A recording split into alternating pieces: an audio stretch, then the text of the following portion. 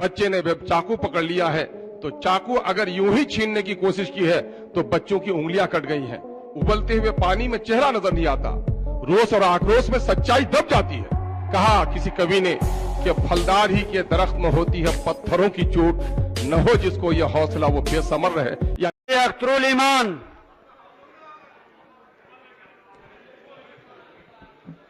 अध्यक्ष महोदय, पिछले दिनों में जो घटना घटी है उससे मैं समझता हूं कि पक्ष और विपक्ष दोनों लोग शर्मिंदा हैं।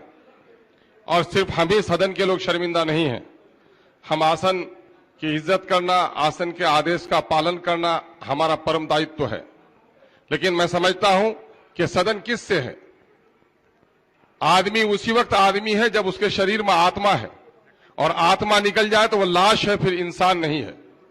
यह सदन उसी वक्त तक सदन है जब यहां विधायक है, और विधायक अगर यहां नहीं है तो इस सदन का कोई औचित्य नहीं है और फिर कोई आसन भी नहीं है। इसलिए विधायकों के मान और सम्मान के साथ खिलवाड़ कभी भी बर्दाश्त नहीं किया सकता है। और सबसे ज्यादा मर्माहत आप होंगे, चूंकि आप कस्टोडियन हैं, हमारे गार्जियन हैं। रिश्तेदारों को, बच्चों को, क्षेत्र के वासियों को फख्र होता है कि हमारा नेता जीता है। अपने नेता का नाम ले लेकर वो शहर में हो, प्रदेश में हो, फख्र करता है। लेकिन पिछले दिनों में बिहार के विधायकों की पिटाई देखकर बेटा अपने बाप का नाम लेते हुए शर्माया है, पड़ोसी अपने पड़ोसी को पहचानने से शर्माया है कि वो विधायक मेरे क्षेत्र का नहीं दूसरे क्षेत्र का विधायक होगा। कैसी हालत हमने देखी। मैं समझता हूं महोदय, मैं आसन को मशवरा देने के लायक नहीं हूं, लेकिन मैं समझता हूं कि हमारी सारी दिक्कतें इसलिए हैं कि हमने लकीर का फकीर अपने आप को बना लिया है। 4 करोड़ का बिहार, 2.5 करोड़ का बिहार और 12 करोड़ के बिहार में हम फर्क महसूस नहीं कर पा रहे हैं। समस्याएं बढ़ी हैं, विभाग बढ़े हैं, इसलिए सदन का समय बढ़ना चाहिए। सदन का समय नहीं बढ़ने के कारण ये सारी दिक्कतें आ रही हैं। महोदय, हमने देखा है, और आपने भी अपने बच्चों के हाथ से कभी कभी बच्चे ने चाकू पकड़ लिया है तो चाकू अगर यूं ही छीनने की कोशिश की है तो बच्चों की उंगलियां कट गई हैं। लेकिन जब मां ने चाकू पकड़े हुए बच्चों के हाथों में खिलौना पकड़ा दिया है तो चाकू वाला हाथ उनका ढीला हो गया है और चाकू को छोड़ दिया है। मैं समझता हूं कि इस क्राइसिस से निपटने के लिए हमारे पास एक मौका था, और आप सर्वोपरि हैं।